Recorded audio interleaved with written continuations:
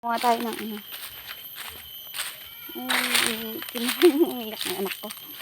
May kinuha siya, ay may tinumba si mamang na tawag dito. May tinumba si mamang na saging. Sabi niya, kunin ko muna. Natutuwa na akong kumilos ngayon dahil yung likod ko hindi na siya masakit. Dahil sa iniinom ko fuel. Sorry. Nandito kasi ako sa farm ng tatay ko. So, ayan. Ito buhay ko dito sa probinsya. Pag nauwi ako, Diyos ko. O, ayan. Wait lang ha. Naka muna ako sumama sa camera. Diba?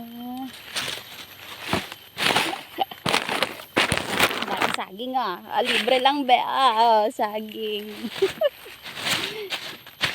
Mula nang dumating ako dito, durian, buko, ano pa ba yun?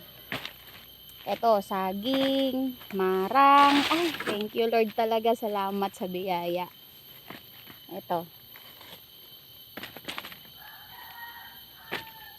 Wait lang. File ko lang kasi para mabitbit ko siya. Yan, pwede na siyang isaing, tapos isaw-saw sa bagoong. Aray ko. Sarap to sa bagoong, o kaya naman yung mantika na may asin. Aray ko.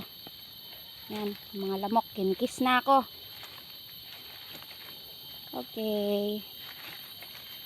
Okay. Matagok.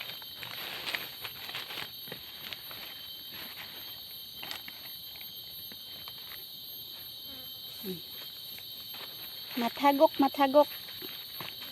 Sana makapagdala ako nito sa Manila. Nabungkag.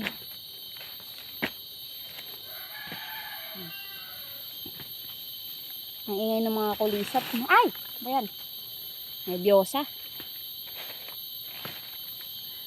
So, ito ang buhay dito sa probinsya. Libreng pagkain. Diba? Ang hindi ko na lang natitikman dito is yung pinya. Dahil naubos na nung mga nag-harvest. Yo, okay. Go. Go, go, go. Ha. Saran. Dito na ako dadaan. Bye-bye. Salamat sa munting biyaya. Yo, bigot. Bigot, bigot. Ay, Diyos ko. Bukas, kukuha ako ng buko. Hello.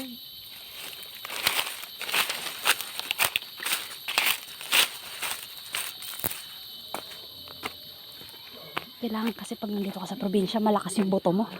Ayan. O, dito na. Ito yung first batch. Diba? Ito yung second batch.